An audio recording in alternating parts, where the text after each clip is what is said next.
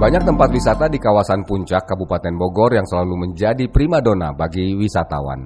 Namun tidak banyak yang tahu tentang keberadaan Danau Pramuka yang memiliki pemandangan alam cantik nan terhampar kebun teh yang mempesona.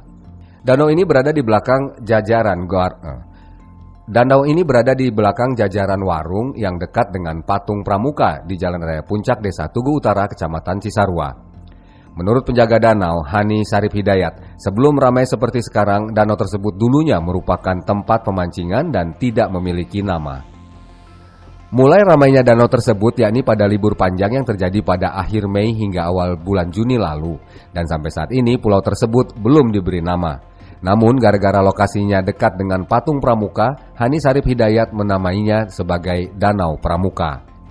Danau Pramuka ini bukan merupakan tempat wisata resmi sebab lokasinya berada tepat di kawasan perkebunan teh yang dikelola oleh Perkebunan Teh Ciliwung.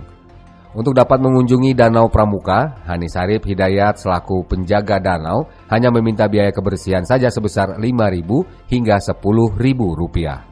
Dari kawasan Puncak, Cevi Herlambang melaporkan.